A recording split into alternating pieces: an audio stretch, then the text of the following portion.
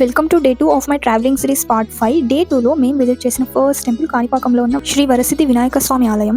Morning లేచి మేమంతా ready అయ్యేసరికి 8 అయింది. ఇంకా రూమ్ దగ్గర నుండి టెంపుల్కి వాక్ చేస్తూ వెళ్తున్నాము. ఇప్పుడు ఇక్కడ నేను వీడియోలో చూస్తున్నది శ్రీ వరదరాజ స్వామి ఆలయం, వినాయక స్వామి ఆలయం దగ్గరే ఉంటుంది. మేము దర్శనం అయ్యాక టెంపుల్కి వెళ్దాం అనుకున్నాం, కానీ బట్ వెళ్ళలేకపోయాము. ఇంకా మా వాళ్ళు దారిలో పూలు గరిక కనిపిస్తే పూలు పెట్టుకోవడానికి తీసుకున్నారు. అలాగే స్వామివారికి గరిక ఎంతో ఇష్టమని గరిక కూడా తీసుకున్నారు. ఇంకా అలా నడుచుకుంటూ టెంపుల్ దగ్గరికి వెళ్ళిపోయాము. నేను కాణిపాకానికి రావడం ఇది second time. First time 4th class summer holidays లో వచ్చాను. మనకు అప్పుడు అంతా ఐడెంటిఫై చేసే నాలెడ్జ్ ఉండదు కాబట్టి ఏమీ గుర్తులేదు. బట్ ఇప్పుడు వెళ్ళి చూస్తే ఎంత అద్భుతంగా అనిపించిందో. ఇప్పుడు నేను చూసిన స్వామివారి కోనేరు వాటర్ చాలా క్లీన్ గా ఉన్నాయి, చూడడానికి కూడా చాలా బాగుంది అంతా. అండ్ మనం ఏవైనా ఫొటోస్ కానీ వీడియోస్ కానీ తీసుకోవాలంటే ఇక్కడే తీసుకోవచ్చు. అక్కడ బోర్డు కూడా వేసింటారు, ఫొటోస్ ఇక్కడ తీసుకోండి అనేసి. గుడి లోపలికి కూడా ఫోన్స్ అలా ఉండవు, బయట సబ్మిట్ చేసి వెళ్ళాలి లోపలికి. ఇక్కడ శీఘ్ర దర్శనానికి 150 చార్జ్ చేస్తారు. మేమైతే ఫ్రీ దర్శనం లైన్ లోనే వెళ్ళాము. కాణిపాకంలో ఉన్న వరసిద్ధి వినాయకుడు వరాలను అద్భుతాలను ప్రసాదిస్తాడు అని భక్తులు నమ్ముతారు.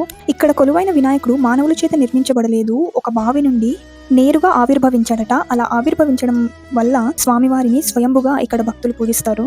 ఈ దేవాలయాన్ని సత్య నిలయంగా కూడా భావిస్తారు. ఈ ఆలయం దైవ న్యాయం కోసం ఒక ప్రత్యేకమైన న్యాయస్థానంలో పనిచేస్తుంది. ఎవరైనా వివాదాలలో చిక్కుకున్నా లేదంటే సత్యాన్ని అన్వేషిస్తున్న ఈ ఆలయం కోనేరులో పవిత్రంగా స్నానం చేసి దేవుని ముందు ప్రమాణం చేస్తారట. ఒకవేళ అబద్ధపు ప్రమాణం చేశారనుకోండి, దేవుడు వెంటనే వాళ్ళని శిక్షిస్తాడట. మేము 9 o'clock ఫ్రీ దర్శనం లైన్ లో వెళ్ళి నిలబడ్డామా, వెంటనే అనౌన్స్మెంట్ వచ్చేసింది, దర్శనం ఆపేస్తున్నాము, 9:30కి స్టార్ట్ చేస్తాము అని.